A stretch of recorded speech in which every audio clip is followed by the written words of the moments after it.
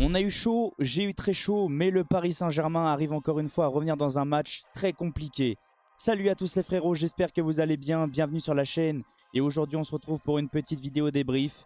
Je vais vous débriefer le match Lens-Paris Saint-Germain. Mais avant toute chose, merci à tous ceux qui vont liker, commenter, partager et s'abonner. C'est grâce à vous que j'en suis là. On est parti maintenant pour le débrief du match et pour tous ceux qui n'ont pas suivi, je vais vous faire un petit résumé. Mais avant toute chose, pour tous ceux qui parient, faites attention parce que les paris sont dangereux. Et on le sait tous, pour tous ceux qui ont moins de 18 ans, les paris sont interdits. Comme on peut voir au niveau du graphique, le PSG a le contrôle du match, a le contrôle du ballon. Mais c'est une possession très stérile. Le Paris Saint-Germain retombe un petit peu dans ses travers, joue au ballon mais n'arrive pas à se procurer des occasions. Il n'y a pas beaucoup d'appels de balles, on joue beaucoup sur les côtés encore une fois en mode handball. On va de gauche à droite, de droite à gauche. Mais on ne se procure aucune occasion. Lens commence le match avec un bloc très bas. Il refuse un petit peu le jeu, ce qui est normal bien sûr, pour éviter de prendre beaucoup de buts et de subir beaucoup d'occasions. Et ça marche, parce que Lens commence un tout petit peu au fur et à mesure des minutes à récupérer le ballon, à avancer un petit peu, à se créer des occasions, à mettre Paris en difficulté. Et on recommence, on reprend un but sur coup de pied arrêté. Encore Donnarumma qui ne sort pas, Beraldo qui ne tient pas son joueur. Et une frappe et Donnarumma se trouve encore une nouvelle fois. Je vais être direct avec vous, pour moi Donnarumma fait un match très compliqué. Je ne vais pas dire catastrophique parce que sur des occasions il arrive à sortir les ballons. Mais sur ses sorties très hasardeuses, il mesure presque 2 mètres, il n'est pas capable de sauter pour récupérer un ballon. Je commence à en avoir un petit peu marre de Donnarumma, je pense que vous c'est pareil, on a peut-être le même ressenti.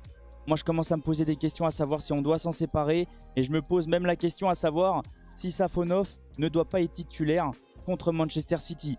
Donnez-moi vous votre avis dans les commentaires si vous ressentez la même chose. Donc le Paris Saint-Germain se met en grande difficulté, 1-0 à la mi-temps. Dans ma tête je me dis, oula, déjà j'attendais rien du tout de ce match-là. J'étais pas confiant, il y a le match de City, les joueurs ont la tête totalement ailleurs. Ils n'ont pas envie de forcer, ils veulent pas se blesser, ce qui est normal. Mais une première mi-temps comme ça, pour moi c'est inadmissible. L'arbitre siffle le coup d'envoi de la seconde période. Je dirais un meilleur visage du Paris Saint-Germain. Luis Enrique fait des changements, change un petit peu son système qui n'a pas marché en première période. Et je pense que l'autre système, l'autre tactique était mieux en seconde période. On le voit, le PSG commence un tout petit peu à mettre un peu plus d'intensité. J'ai l'impression que le PSG commence à jouer un peu plus en transition. Le match est un peu plus ouvert. Lens met quand même le Paris Saint-Germain en grande difficulté, arrive à confisquer le ballon un petit peu. Juste avant le but de Fabien Ruiz, le Paris Saint-Germain peut être mené 2-0. Heureusement, il y a un hors-jeu parce que Donnarumma se retroue encore complètement. Ça va hors-jeu et juste après, le Paris Saint-Germain arrive à égaliser, un but de Fabien Ruiz. Très bon centre, très beau centre. Et lui arrive à reprendre avec une frappe pied droit, petit filet. Donc le Paris Saint-Germain se redonne de l'air, le Paris Saint-Germain revient dans le match. Mais le Paris Saint-Germain relaisse le ballon à Lens et Lens a un énorme temps fort. Ça va, c'est que Donnarumma arrive à faire des belles parades malgré tout. Lens pousse, Lens se procure des occasions, mais Paris reprend ensuite le ballon. Et le Paris Saint-Germain arrive à prendre l'avantage 2-1, but de Bradley Barcola. Et je pense que ça va lui faire du bien au niveau de la confiance. Ça va peut-être le relancer de marquer un but, surtout un but très décisif. Maintenant, on est parti sur les stats.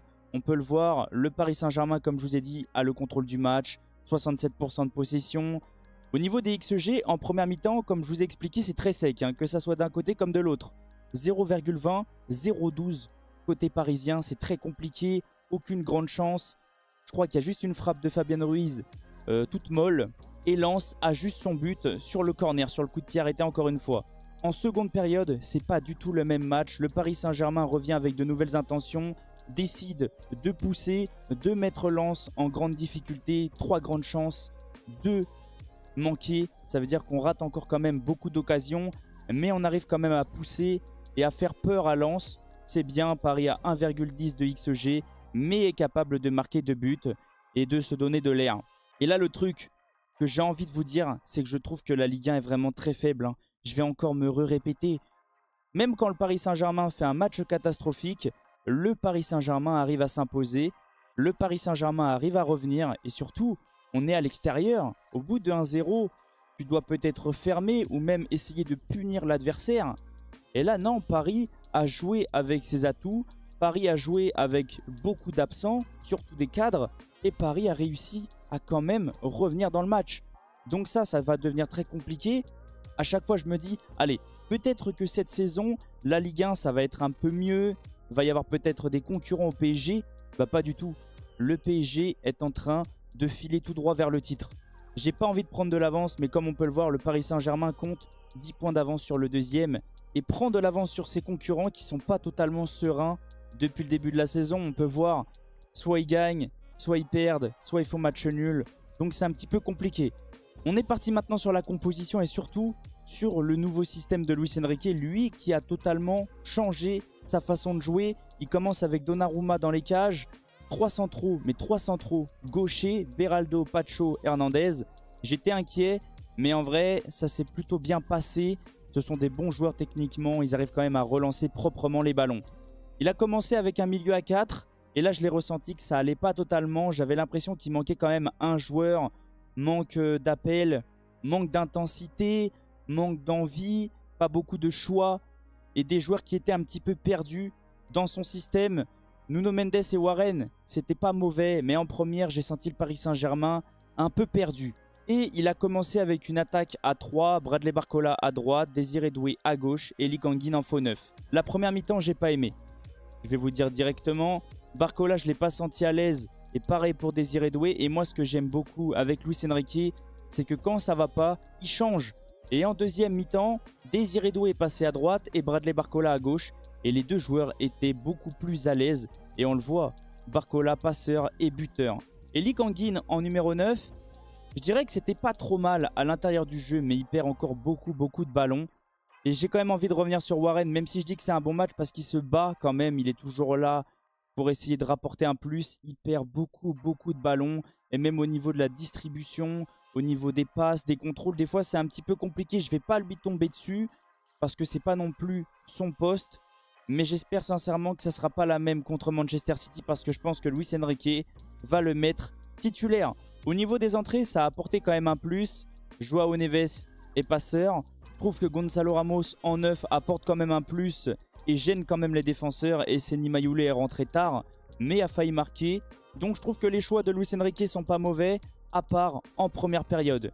Le Paris Saint-Germain arrive à s'imposer. Le Paris Saint-Germain continue dans sa série, est toujours invaincu en Ligue 1 et se donne de la confiance avant d'affronter Manchester City.